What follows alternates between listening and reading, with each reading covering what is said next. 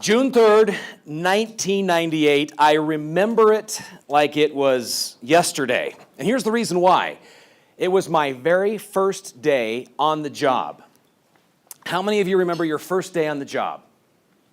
Okay, could be this job or a previous job.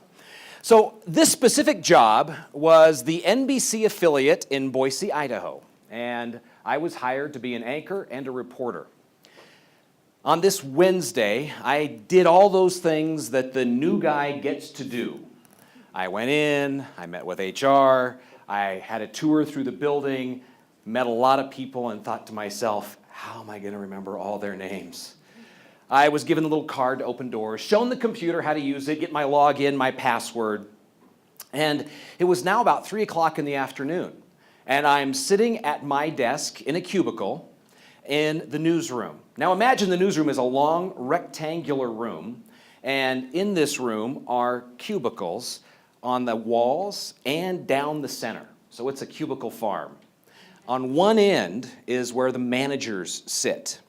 And the manager team is listening to the police scanners, they're watching everybody else's TV stations, and they're waiting for news to happen. Well, at 3 o'clock in the afternoon, I'm on the opposite end in my cubicle, going through the computer, trying to figure things out, the new guy, and all of a sudden I hear a commotion down where the managers are sitting. So I poke my head up. Now, if you've ever seen a little ground squirrel poke his head up out of a hole, it's probably a little bit what it looked like. And when I did, I figured out really quick what was going on. We were having a breaking news event. And the reason for the commotion, the newsroom was empty except for me. They needed a reporter to go out and actually do the story. Well, when I poked my head up, it was the perfect opportunity for them to see, Dale's here, he can do it. I was like, first day on the job, this is my chance to make a great first impression. So I said, absolutely, I'll do it. We jumped in the live van, and we went down to the Idaho State House.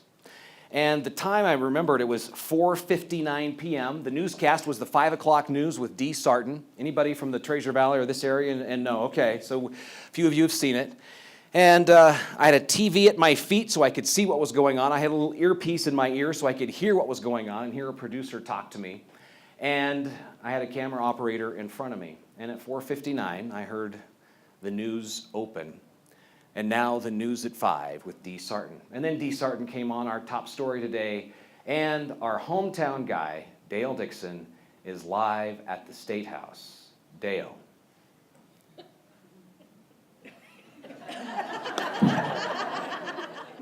Whatever came out of my mouth after that was a complete blur and made no sense whatsoever. It was the most horrifying experience in my adult life, because I have been doing this since 1987. I've been in broadcast news. I had been a news director, a main anchor. I'd been working on the East Coast. This was not new to me. There was no reason for me to completely implode on live television in front of my hometown audience. But I did. Now, since that time, fortunately, I've bounced back, but what I'd like to spend a few minutes with you today talking about is what I've learned on how to get back on the horse and ride, and some of the tools and techniques I use to communicate effectively, especially from a leadership perspective. Now, I am definitely not the sage on the stage. I don't know everything, and we're going to learn from each other over the course of our time together today. And I have a lot to learn from you, and you have something to learn from the folks at your table and the others in the room. Now, I'm happy to say that I went on and actually continued to work with Dee. She would actually work with me. She is an amazing lady. And this is Dee and me up in front of 12,000 people emceeing an event. And it was funny because at the time, we were told in our ear, you know what, the main act is not ready to take the stage, so you two need to fill time. And we filled time until the main act came and put his arm around me and said, I'm ready, you can stop talking now. So we've had a good time. One of the key things I've learned through this process is that it's really important to ask myself the right questions. And one of the first questions I ask when I start down the road of thinking about and preparing for what I call high-stakes communication is the why question. So if we're going to define high-stakes communication, because we're going to hear that term often today as we communicate, high stakes is any time you need to convey an important message to one person or multiple people, or you need to change somebody's mind, you need to win somebody over to your way of thinking. So that's high-stakes communication, a broad definition, but as leaders, we do it all the time. And the first step in the process is to ask this question: why me, why here, why now? It will get you to a place of new confidence in starting the road to preparing for your high-stakes communication situation. It will also illuminate whether or not you're the right person to be communicating the message. I was asked to keynote an opening session for a university group, and it was out of the business school at a university. The students approached me and said, "Hey, we'd love to have you come in and spend some time with our group as we kick this off." And so I started asking the why questions, and I wanted to know why they were doing this. Well, they were doing this to equip the business students to go into the business community and engage with and build relationship with business owners, so that when these students graduated, they would know how to work and how to network within the business community. I said, okay. I said, so what type of message would you like delivered at this inaugural event? And they said, well, we want you to teach us how to be better networkers. I am an introvert. Last night causes anxiety for me. And when they said, we want you to teach us how to be better networkers, I said, you know what? I'm not effectively able to answer the why me, why here, why now question, because I'm not your guy. I don't enjoy networking, so it's really important for you to find somebody who's good at this and ask them, and I'm here to help you find that person. And I declined the invitation to communicate because I knew I wasn't the right person for the mix. So it's a great opportunity to figure out if you're the right person. The rest of our time is if you answer yes to the questions, why me, why here, why now, and we move on. First of all, though, we need to get a feel for the room, and we need to get to know each other better. So I'm going to ask you to pull out your cell phones and go to your text messaging app. Now, I want to tell you right now, right up front, we do not capture your phone number. We will not be texting you back at any point. I don't see your numbers at all, and everything you do through this app is completely anonymous. So if you would go to your text messaging app and you would, in the to line where you typically type your contact's name or your contact's phone number, all you need to do is type in 22333. And then in the body of the message, Dale Dixon 501. Not necessary that you do that in all caps, but you can if you want. And then as soon as you get that typed in, hit the send button. This is the only response you're going to get. It's going to say either your number is being held private or text and data costs may be incurred through this service, but I'm assuming all of us have free, unlimited texting on our phones. So, anybody have success yet? You've gotten it to work. Okay. Anybody having a challenge with it? We've asked a group of high school students, but they didn't make it yet into the room to help us with this. So, anybody need me to leave that number up on the screen? Okay. So, our first question I'd like you to answer, and as you, all you have to do is type in the corresponding letter to the answer, and that is not what I wanted to see as I start this process. So if you're going to bear with me for just a second.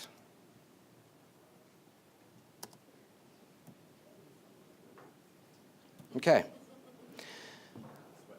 This is the time where I sweat bullets and I start talking because the entire computer has completely locked up, and I have rehearsed this presentation multiple times, and this has never happened before.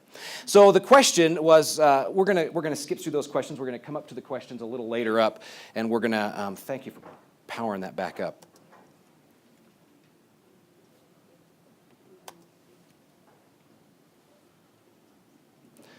Go ahead and we're going to power this all the way down, and then we're going to come back up. So We're going to come back to those questions and work through those in a moment. My first question for you in the process, and now we're going to use this by a show of hands, what causes the most anxiety? And I've got 3 specific options for you to answer. And those options, number 1, is it networking? Number 2, is it speaking up at a meeting? And number 3, is it speaking in front of a group like this? So, how many of you would say that out of those 3 options, what creates the most anxiety in you? Is it networking? Show of hands. I can tell you networking for me. Is it speaking up at a meeting? Anybody find those challenges? How about speaking in front of a group of people? Okay. So I'd like to give you a few tools and tricks. The first, let's talk about networking. I've got a good friend. His name is Ron Price. And Ron Price wrote the book, The Complete Leader. And I had a great opportunity to be included in the book on the communication section of this.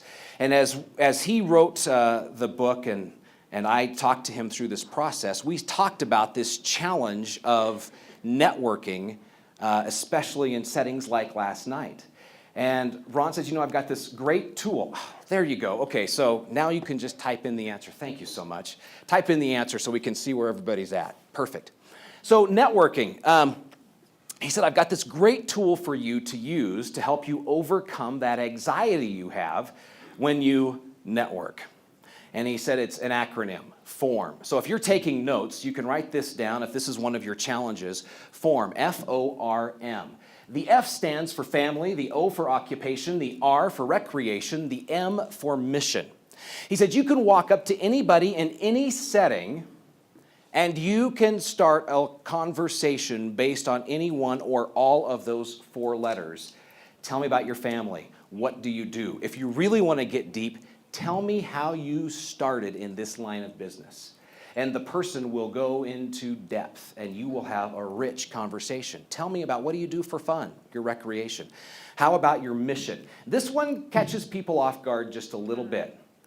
So your mission, I like to say, what gets you up in the morning? When those feet hit the floor, what makes you excited? And why do you do what you do? That's part of mission. So those 4 letters are a rich start for a conversation with somebody that you meet in a networking situation, so it's FORM. So once again, who's here for the first time and used networking as the source of anxiety? I saw your hand come up first. You get the book. Thank you. And a big round of applause for the tech folks here who got this up and running so fast. Amen. Wow. So, our next question. I rate my level of anxiety in high-stakes communication situations. All you have to do is pick the letter and hit send on your phone, and it will come up. Are you perfectly at ease, a bit nervous, you don't enjoy it?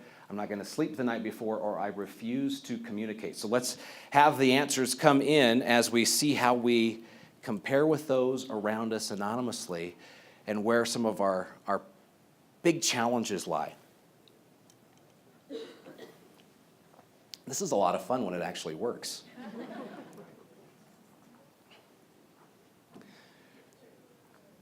So I want to talk about the perfectly at ease. Because I know I coach a lot of executives and we work through this and they like to say, well, I have no problem at all. I say high stakes communication is a performance. And when you think about an athlete going into a game, anybody going into a high stakes situation to perform, there needs to be a level of nerves. That transfers into, I call, having our butterflies in formation. And when we have our butterflies in formation, it means we're channeling those nerves and that anxiety and making it work for us. The great thing about anxiety, it's actually a sign of humility for us as leaders, which is an important trait for us to have. We want the humility. We need to realize that we aren't the smartest person in the room. We don't necessarily have all the answers. And there's a chance we could mess up at some point. And that humility of anxiety says, I'm going to practice more. I'm going to prepare more. I'm going to think about this. I'm going to put the audience first, and I'm going to figure out how I can have the greatest impact as a leader. I look at this as leaders are stewards of the resources.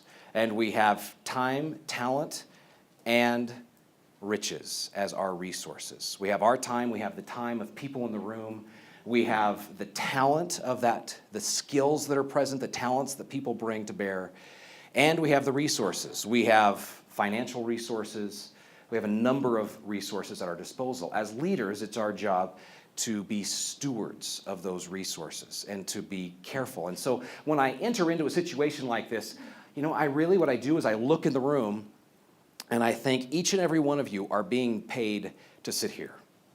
The dollar value alone of what's represented in this room right now is, I'm not able to quantify it. It's huge. That's a massive responsibility as a communicator. And I've got to take that seriously so that you walk out of here feeling as though you got your money's worth. So that's what Butterflies in Formation is all about, especially from a leadership perspective, the purpose for our time here together. If you don't enjoy it, you're not going to sleep the night before. Unfortunately, we have nobody here who refuses to communicate. We're going to talk about some of the ways to get past that coming up. So, what best describes the source of anxiety for you? Go back to your phone, type in a letter that most aligns with what you believe to be true. You're worried what people will think, you're going to forget what you need to say, I won't know the answer to a question, or I'll just sound stupid. So as those answers come in, I'm going to tell you, I'm going to give you 2 specific tools that will help you overcome this idea of forgetting what you need to say coming up a little later in the presentation. As far as worried what people will think and I'll sound stupid, I want to ask a quick question, and here's the deal. None of you have to raise your hand on this one. But how many of you are sitting there hoping and wishing that you could just see me implode right now like I did in front of the TV camera? If you are, you're one sick, twisted individual. And I almost did it a few minutes ago when everything stopped. No, here's the deal. Think about you sitting in the audience of somebody. Everybody else is just the same. You want to see the person who's accepted a challenge to communicate in a high-stakes situation, to put themselves out. They're in an underdog situation. This is scary stuff. The fear is real. You want to see them win. You want to see them succeed.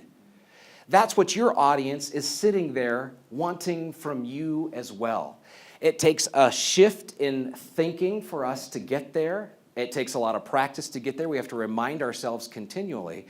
But when it comes to being worried about what people will think, or I'll sound stupid, we get past it by shifting our thinking around those areas and, number 1, putting the audience first. This is not about me. Everything in my introvert personality wants to focus on me in this situation. And over years and years of practice, I've had to tamp that down and say it is not about me, it is about the audience. It's about leaving the audience with something tangible they can walk away with, that will make them better leaders, that they can go and share with others. That's what this is about. That's what communicating in a high-stakes situation is all about. I'll sound stupid. This is real, this is important, this is emotional. And you start to get past this in the why me, why here, why now set of questions. If you can effectively answer those questions, guess what? You're not going to sound stupid. There's a purpose for you to be communicating the message that you were chosen to communicate. Another leadership moment for us to think about. This was hit upon yesterday, and I so appreciate it. When we start thinking about how we talk about others, and from a leadership perspective, anywhere I'm at, it is a no gossip zone. I don't say anything about a person that I wouldn't say to their face if they're not present. And as leaders, it's so important to realize that if we're operating in a culture, if we have a habit of talking about people when they're not present and it's not encouraging, it's not good, then guess what? That will automatically transfer to the way we talk about ourselves.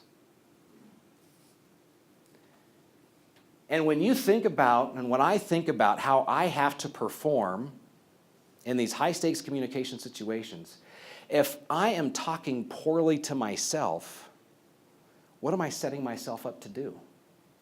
How many of you golf? Who hit the closest to the pin yesterday, or a day before yesterday? Yeah. So you hit closest to the pin.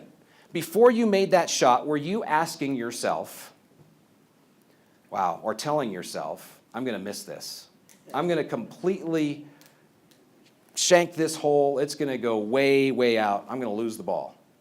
Absolutely not. No, you were not doing that. So stand up really quick, and I'm going to grab a book for you because you need to hear this. The entire audience needs to hear this. What was going through your mind as you were preparing to make the shot that went closest to the hole yesterday? Just to swing the same way I always do. I said just swing the same way I always do. One of my favorite golfers said I never hit a shot that I haven't first hit in my mind. Perfect. So it starts in our heads, but it really starts with the way we talk about others. Enjoy the book. So we think about this all the time, and we stop this dialogue that's in our head about me. And it's always audience first. We're always thinking audience first in these situations. And when we put the audience first, it's much easier to put us as leaders, put me as a leader second. Fear is real. It is something we're dealing with all the time. Now, if I focus on the fear, I'm going to hit it. I love to ride adventure motorcycles. So adventure motorcycles are those motorcycles you might see on the road that are loaded down. They sit kind of high. They have knobby tires, and they're really built to go around the world. And I had a chance to do a trip through Idaho, and it was absolutely beautiful a couple weeks ago. Here's the thing about riding an adventure motorcycle. When you're on the dirt on this big motorcycle, if you see a big rock in the road and you focus on that rock, guess what you're going to hit? My brain is saying, not going to hit the rock, not going to hit the rock, not going to hit the rock. I hit the rock. That's what happens. And so same thing happens when it comes to fear. If we focus on the fear, it's going to get in the way, and it's going to prevent us from being the leaders we need to be, the communicators we need to be. And it's funny how fear and negative loves to stick like Velcro. Each and every one of you have evaluations at your table. You need to fill those evaluations out. They're a big help. Whenever I'm done speaking to a group like this, I always ask the organizers, can I see the evaluations? Because feedback is the breakfast of champions. And I always want to get better. Now, here's what happens. And how many of you are here right there with me? When you're looking at feedback and you're looking at evaluations, you immediately go to the negative comments and you stew on those when 95% of what's there is positive. And it's so easy to forget the positive. It's like egg on Teflon. It goes away really fast. It's the negative stuff that sticks like Velcro. So part of this process is just realizing how our brains work and work to overcome that aspect. I don't know any better way than to say it's really a flaw in the software. So we have an operating system that has not been updated since the human brain was created.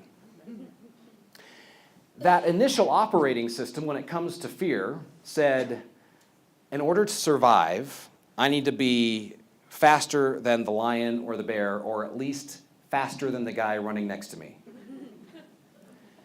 And it was this fight or flight.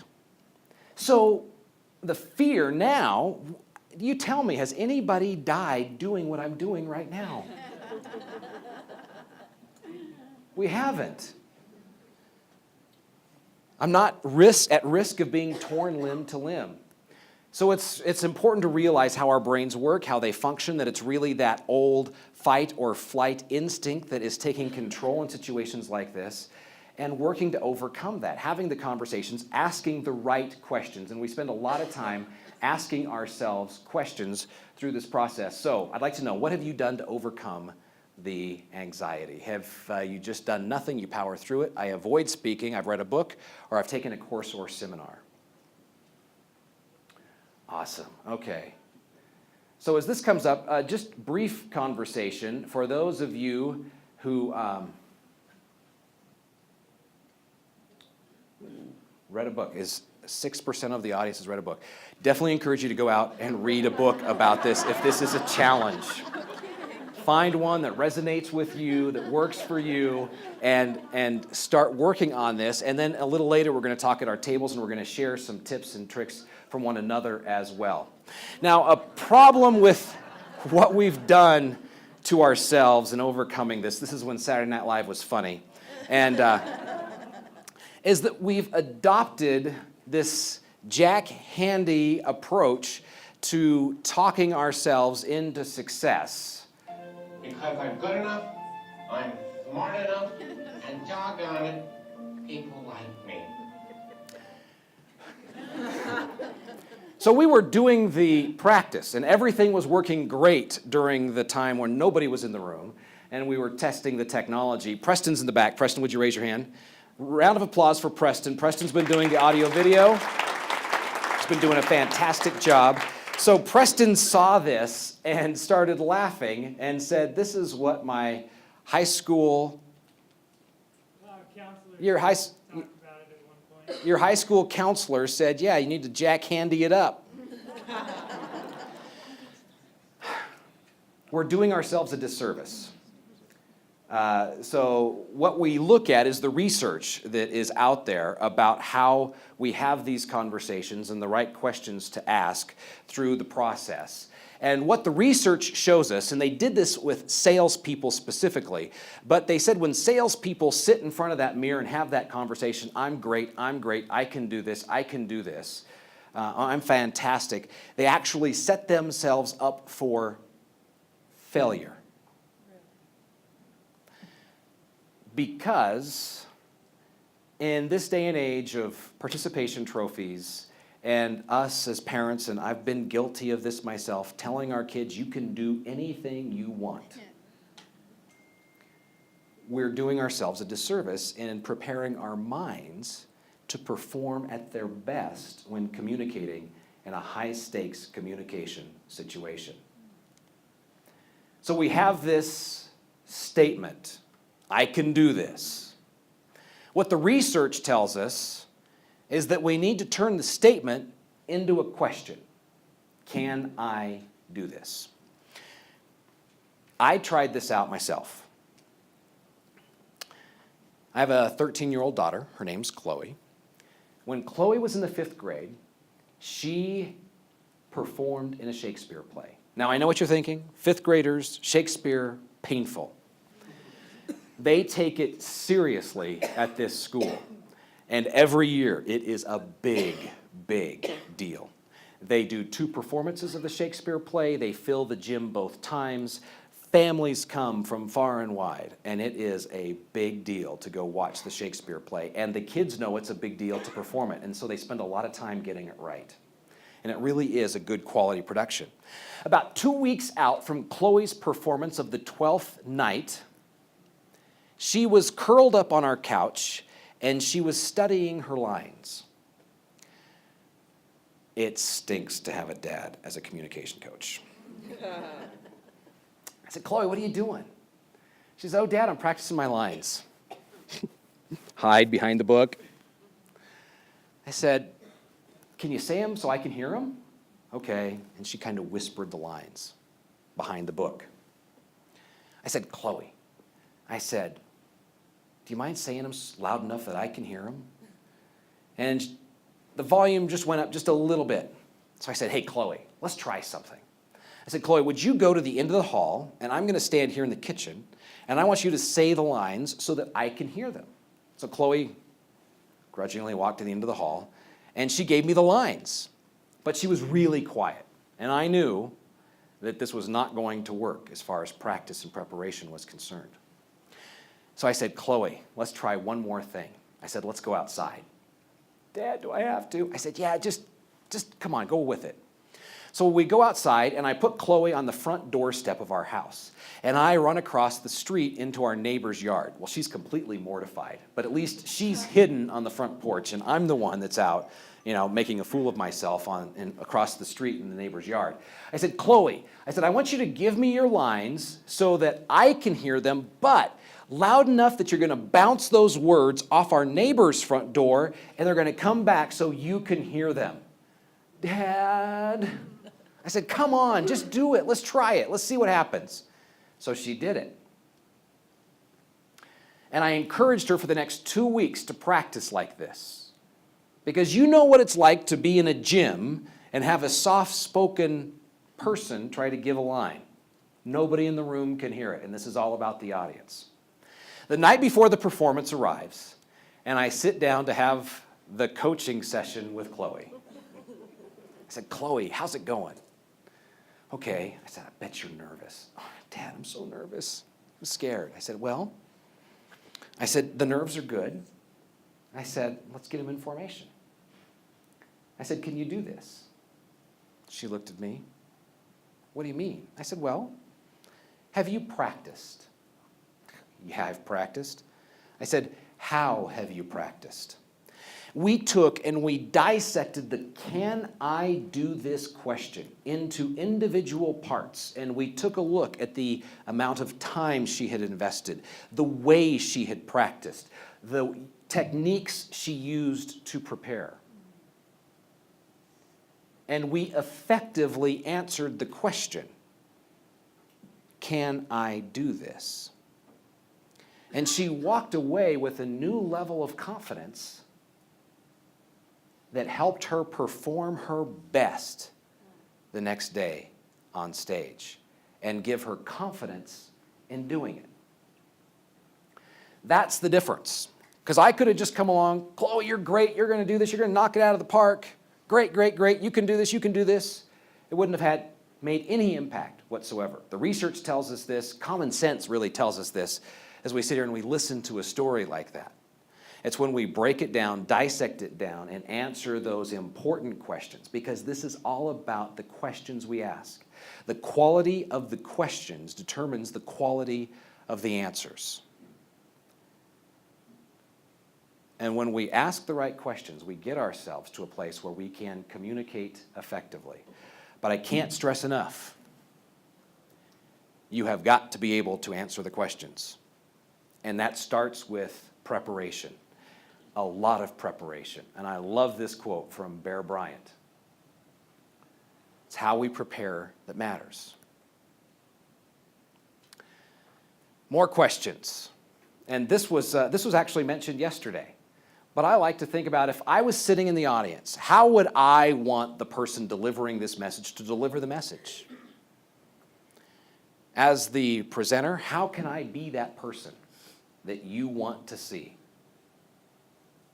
How would the person I'd like to be do what I'm about to do? Quality of the questions determines the quality of the answers. First, quick tool for you if you're taking notes. I call this the message map, and it is just a simple table. It was shown to me years and years ago, and I have created, it's really a go-to system that I use that has saved my bacon. And I'll give you an example of how this works, but bottom line, the idea is, as communicators, we need to figure out one key message that we're going to deliver in any setting. That's our job as leaders. We've got to narrow it down and define it. We call it a thesis statement. I know in college that was a horrible thing, but as leaders, when we're able to put sideboards up and put structure to what we're about to talk about, it gives us great freedom and opportunity. And so the message map starts to do that for us. We also start by thinking about our audience, and the reason for just one thing is we know that our collective attention spans are shrinking. And we've seen it happen. They did the first study back in 2000 prior to mobile technology really infiltrating everything. And the average attention span for a human being in the United States was about 14 seconds.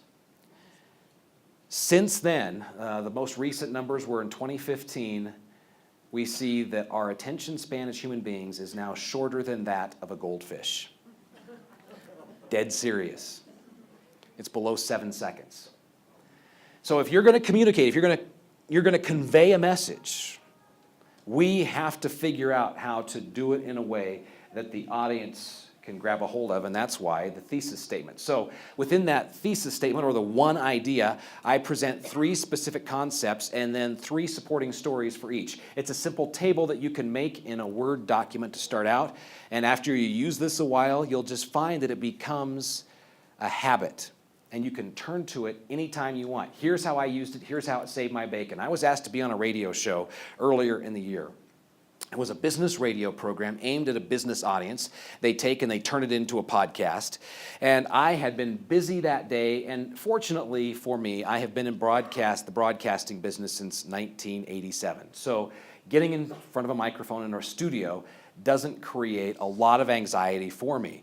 And I know I have a set of tools in place that I can rely on to get me to where I need to be in communicating in these high-stakes situations.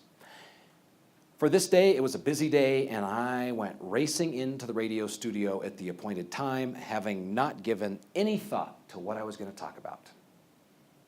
And I sat down in the studio, and I said, oh my gosh, what am I going to do? What does the audience want to hear? Now, what do they need to hear? What do they want to hear? Every business owner wants to know how they can attract and keep customers. Pretty simple. So I started my message map by be different to attract and keep customers. My 3 specific points: be unpredictable, get rid of the fine print, and fight mistrust. Those are things that the audience all have connections to, because I told stories that people could relate to under each of those. So my first story was no return call. I told a story of calling a business. How many of you have called a business, left a message, and not gotten a call back? Seriously, show of hands. Pretty common situation. I told that story. I told about a time where I did call a business and got a call back within an hour. I said, if you really want to be unpredictable, be predictable. Turn the table. I said, return your phone calls. I mean, there's an adage that I keep hearing business owners talk about: showing up's 90% of the job. Just show up. As a business owner, if we just return the phone call, it's amazing how you will connect and win a customer over and keep that customer. Next, we said fine print. Told the story of reading a Macy's ad. The Macy's ad said store-wide sale. The fine print said except, I think it was 130 departments or sections within the store. How do you figure that's store-wide? So I said, we're a world just embroiled in fine print. What if you did something different? Do you appreciate it when you get a contract that is page upon page upon page of fine print? What if for your customers you would offer a clear, concise, one-page contract at most that had no fine print? What would that do in attracting and keeping customers? And then we talked about mistrust. We talked about the news business. Most people, especially in the Boise area, know me from my days in the news. The news exists to do only one thing: deliver bad news. The root of news is new, so it's whatever's out of the ordinary. Well, the bad stuff is out of the ordinary. We're led to believe otherwise. We live in one of the safest times we've ever lived in. But we would think differently by watching the news. So we're conditioned to be skeptics. Our customers are conditioned. Our customers are used to the bad news. I said, what if you do the opposite and you show you're trustworthy? What if you do what you say you're going to do? If you treat people with respect and you earn trust? In those ways, you can earn and keep customers. Had an 8-minute conversation based on 60 seconds of work on a message map. So it's a powerful tool that I use, I share with you. You're welcome to take it and use it any way you want as you think about how do I communicate in these high-stakes situations. So now, let's get into the 3 C's. I want to start by telling you the story of Ellen Brown. Met Ellen in a unique way. In my role with Better Business Bureau, we have a board of directors. And our board of directors meets regionally around our area. And we were in Twin Falls, which is, 60, 70 miles south of here. And we wanted to get out and get to know our customers better, voice of the customer. And so we set appointments for our board members to go into businesses and ask open-ended questions. You're not there to convince the business that they need to be a part of Better Business Bureau. You're not there to tell them about Better Business Bureau. None of that even comes up. We want you to learn about their hopes, their dreams, their aspirations, why they're in business. We want to know what business people are thinking. And so the board members teamed up, went out, and had these conversations with businesses throughout the Twin Falls area. I was with our board chair, and we met with Ellen. And Ellen, when we started the conversation, just knew that we were going to show up and we were going to have the conversation. When we started, this is Ellen's posture. Ellen was skeptical. Why are you here? And we just started asking open-ended, genuine questions. We were genuinely interested in Ellen. And within minutes, it changed to what you see here. She leaned across her desk toward us. She fully engaged. She was smiling. She was excited. She was enthusiastic. Ellen told us how she loved to get postcards from her clients when they were on vacation. And she pointed to a bulletin board full of postcards. And she just lit up when we asked her, tell us why you do this. And what has it done for your family? Why do you keep doing it? What's the future of the industry and what's your part in it? We just asked those curious questions. But we had to be genuine, we had to be authentic in doing so, and it completely opened her up. It's what curiosity does to you and me. It might sound old, but it's so tried and true. People don't care until they know how much you care. I told you I had a 13-year-old daughter. We started seeing the signs of teenager last year before she turned 13. And her birthday's in October, and I went to my wife and I thought it was a brilliant idea. I thought I was going to get shut down immediately. I said, hey, Tanya, what happens if we buy Chloe a puppy for her birthday? Do you suppose it would keep her a teenage, keep her in this daddy's girl stage? My wife went for it. And out of that came Diesel. So Chloe went and she decided she wanted a Shih Tzu puppy. She went and she picked Diesel. And I'm a big dog kind of guy. German Shepherds, hunting dogs, that's all I've ever had, thought that's all I ever wanted. And this little dog has attached himself to my heart. So I took this picture this week. Diesel loves to ride on the motorcycle, and he loves to ride in the car. And when he rides in the car, he wants his head out the window so he can experience every sight and sound and smell. But don't you ever blow in his face. I don't get it. But I started thinking about this idea of curiosity and how we have to be intentionally curious about our surroundings. Because you know what? My brain and your brain are doing the exact opposite. They're fighting for the opposite all the time. And here's the reason why. This is a snapshot of the amount of data being created and consumed on a by-minute basis. We can't handle this. It's overload. Hopefully you found something that you do. There's a lot of numbers up there. Hopefully you've noticed that I don't have really busy slides. This is the busiest you're going to see. But it proves the point that we are inundated with information constantly. So our brain is really working to filter that out. What it does is it stops us from being curious about our surroundings. We can get into tunnel vision mode really easy. in order for us to be effective communicators, in order for us to really lead, we must be able to be curious about our audience. They've got to know we care. And it starts by being curious about our surroundings. I had to go to Orange Beach, Alabama this year. I'd never been to Alabama, and I flew into Pensacola, Florida. You know what it's like to fly from the West Coast to the East Coast. It's an all-day event. You go through multiple airports when you fly out of Boise. And I walked into my hotel room in Orange Beach, Alabama, at about 11:30 at night after a full day of travel. I was exhausted. But this idea of curiosity had been playing over and over in my mind, and I thought, you know what? I am not going to just crawl in that bed.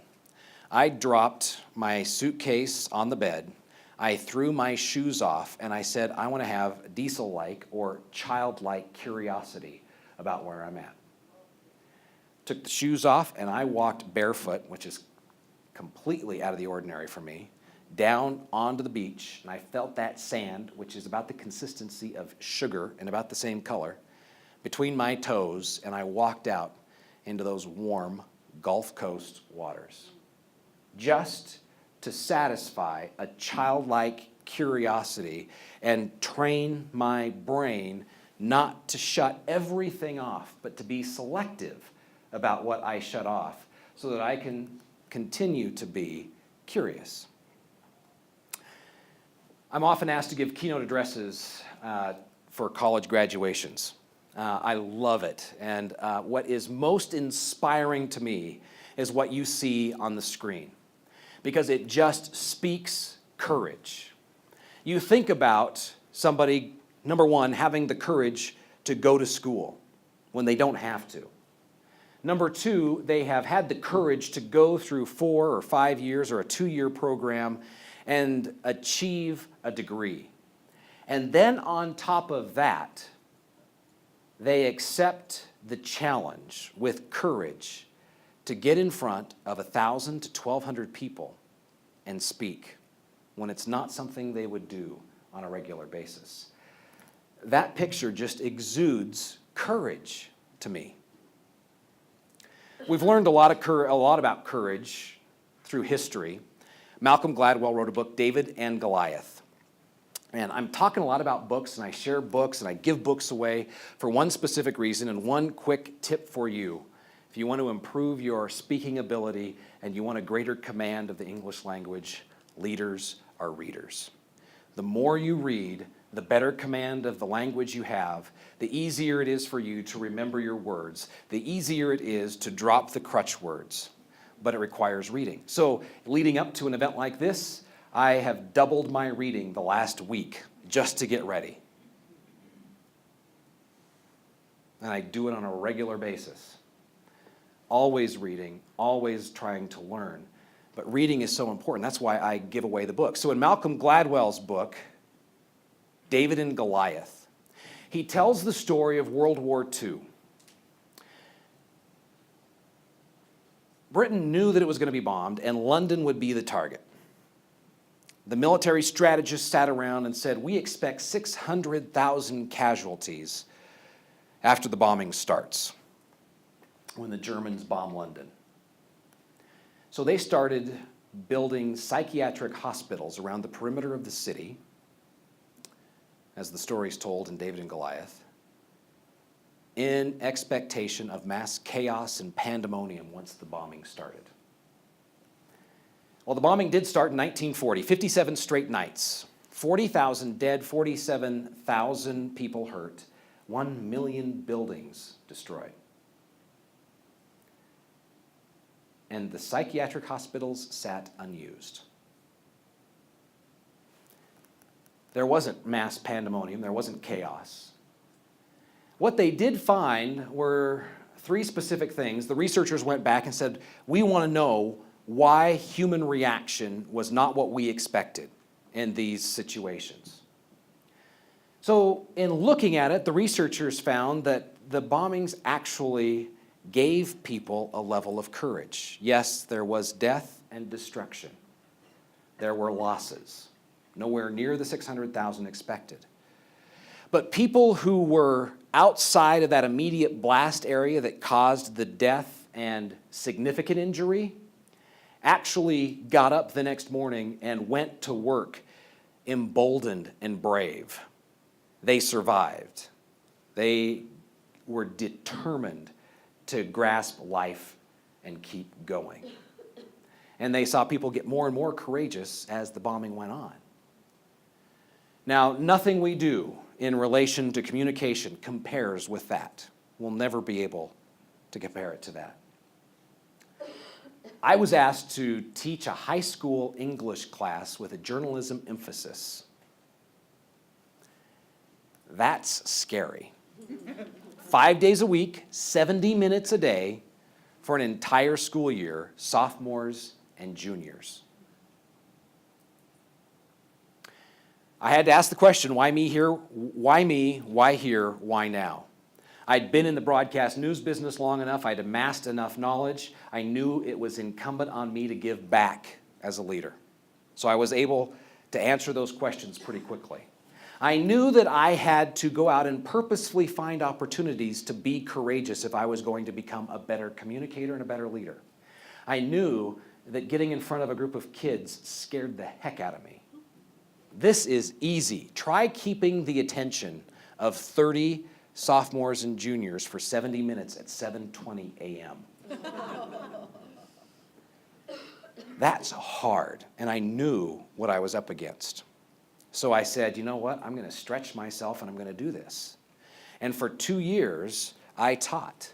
And I learned more about this, communicating in a high-stakes situation, in those 2 years because I forced myself into an uncomfortable situation that I didn't want to do, but I knew I needed to because it would take courage. I would stretch that muscle. I would build that muscle. And I went back and back, and I failed miserably. And I came back, and I got back on the horse. And it is an amazing experience to open a newspaper to this day and read the stories that one of my students is now writing for a newspaper. I'm trying not to tear up. To maintain contact with those students who decided a career path that involved communication and journalism because of the time we got to spend together in a classroom. And it happened for the very selfish reason of I just wanted to work on my courage. Last C for us is connection. I learned a lot about connection in watching this event. So this is a financial forum in Boise. Wow. You talk about excitement. It's one real estate agent after banker after real estate agent getting up and talking about the financial picture, what we've seen, and then what we expect in the next year. And this was pretty much exactly what was happening. Heads down, everybody not paying attention, because the speakers like to get up and hide behind the lectern and show slide after slide after slide of bar graphs and facts and figures. And they'd completely disconnected from the audience. Until the keynote speaker came up. And I can't say he took the stage, because he did two things. He connected emotionally and he connected physically. They introduced him. Everybody kept their head down because they thought just another speaker. He paused and he immediately started telling a story that was personal and relevant to the people in the room. That is the emotional connection. Next, he was not up on the stage referring to a bunch of overloaded PowerPoint slides. He started the presentation right out in the middle of the room with a handheld microphone just like this. All of a sudden, after I took this picture, heads went up, people started paying attention, and he had them the rest of the presentation because he focused on connection. He took the opportunity to be curious enough to know who was in the audience, how to find an opportunity to connect with them with a relevant story. And he went to where they were, right out in the middle of the room, and connected. We have to think as leaders, how do we connect with those we lead? as we steward those resources. I do a weekly podcast with a guy by the name of Jason Jennings. And Jason has a number of books on the New York Times bestseller list, and he is, we call it the game changers because he likes to present a paradigm-shifting thought and approach to doing business. And I know it's a bit gratuitous, but the dog likes to sit on my desk while I record podcasts. And my wife came in and took that picture. But Jason and I were talking about this, and he only gives me a topic, and then it's my job to basically ask questions and help facilitate the conversation for the podcast. So he said, today we're going to talk about the fact that we're not all different, and to quit using the sorry excuse, you just don't understand my situation. I said, that's going to be tough. Glad it's your topic. I look forward to listening in on what this is going to be about. He launched into it, and he basically used Maslow's hierarchy of needs. And we're not going to dive into it, but he laid a very compelling case that we're really all the same. For our purposes today, I want to just narrow it down. Anybody curious about a Jason Jennings book? I saw the hand right here first. Thank you. So, I love to collect old radios. This is a picture from my office. And as I'm thinking about high-stakes communication situations, and I think about putting the audience first, I always come back to radio station WIIFM. We don't want to admit it, but it is the conversation going on inside each and every one of our heads. What's in it for me? We're all thinking, what's in it for me? How's this going to make me better? How's it going to improve my life? What's it going to do to help my family? What's in it for me?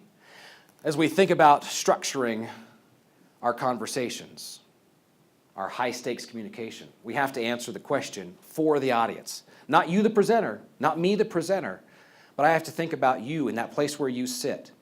And how do I deliver a product that answers the question, what's in it for me?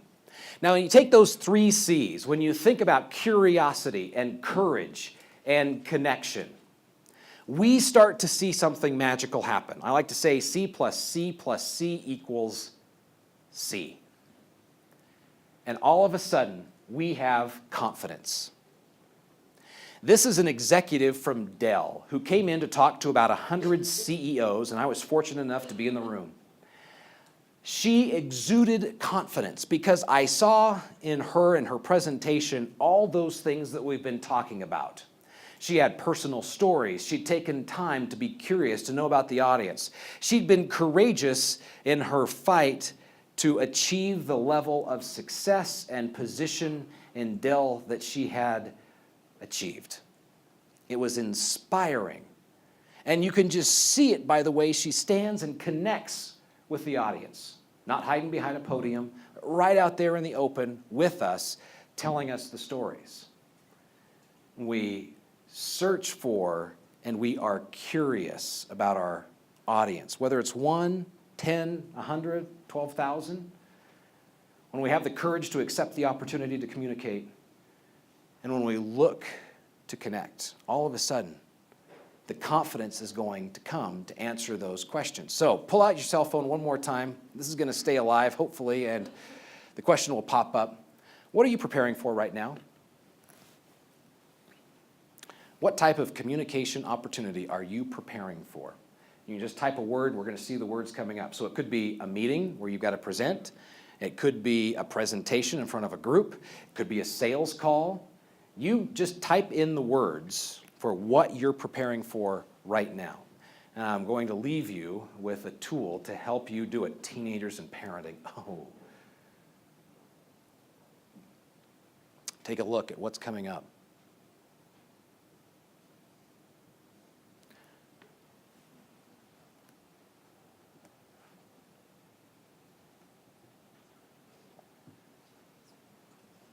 Can I ask the question, who typed in parenting? I'd like to give you a book because I think this is awesome. Thank you. Thank you. One tool this is just off the top of my head, but I've got to drop this. There's no way you can be fearful and anxious while being grateful. Your brain can't do it. So one of the tools that we've employed in the Dixon house is a grateful conversation every night at the dinner table.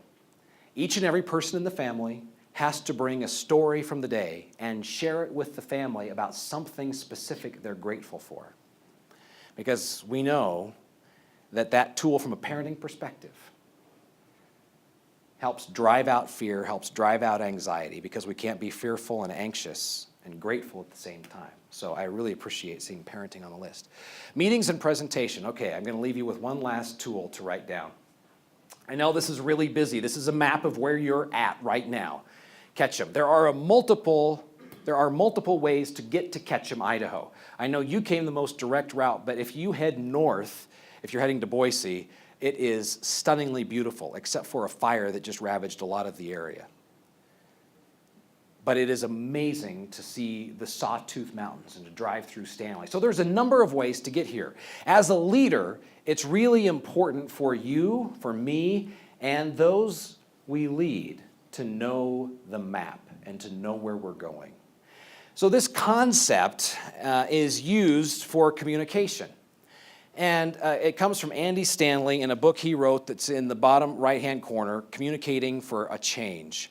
And if you will use this, I use it, and if you just study it and then start dissecting, especially political messages, speeches, your pastor on Sunday morning or priest on Sunday morning, you will see this tool used over and over and over again. I've basically pulled back the veil on how great communicators put their messages together.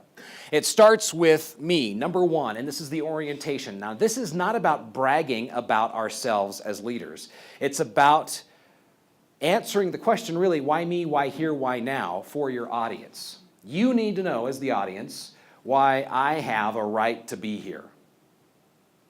Why me, why here, why now? So it's orientation, so that the audience has a level of trust and confidence that you can deliver a message that you are tasked with delivering. The number two area is what I call we, or that's identification. What do we have in common? Typically, when I go in and I do these workshops, and it's usually a single audience, and I have access to people beforehand, and we'll do surveys, and I'll get to know exactly what those fears are. In this case, we got to know one another by using the online tool and taking the survey. Next is the topic. This is our thesis statement. This is the main idea that we want to leave with the group. Out of that comes the specific action that we're asking the individual to take. This is you. So we go me, we, topic, you. You is the application. Here's how you can apply it. This is one of those application moments. And then after you comes we again. Only this time it's aspirational. And the we for aspiration is when we get the idea of the one topic and the individual does the work required that the individual needs to do. And we come back and we look at it collectively together and we're working together. This is what we're able to accomplish. It is the leader casting the vision. And your audience will walk away inspired. Me, we, the topic, you, and we. Use this to dissect the next speech you watch, the next presentation you watch, and if the presenter connects effectively with the audience, you will see where they've had to be curious about the audience. You will see where they had to be courageous. You'll see where they connect in order to effectively communicate a message.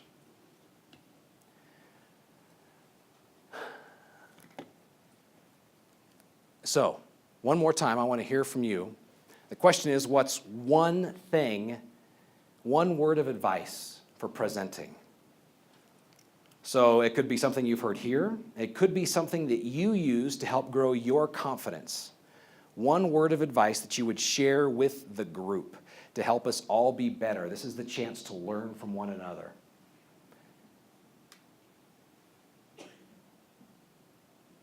And I'm going to just leave this word picture up as it continues to come in, and you'll be able to harvest the wisdom of the room from this.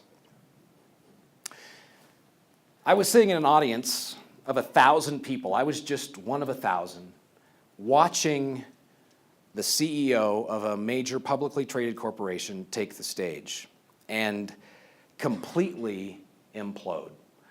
Lost track of his PowerPoint slides, basically do in front of 1,000 people what I did on live television many, many years earlier.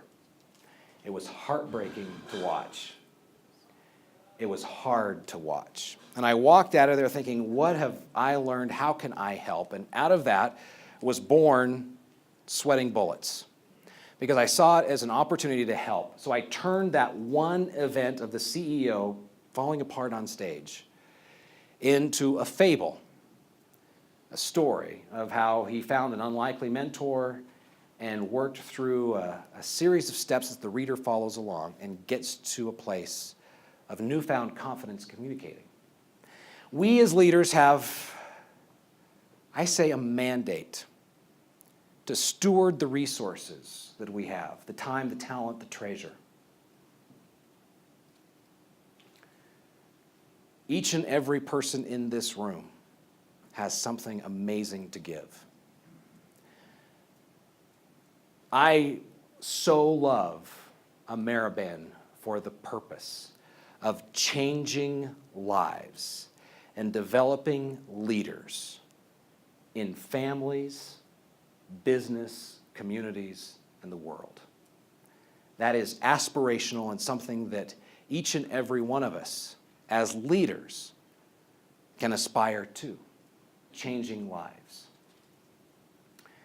The foundation of that is communication. And when we work on being curious,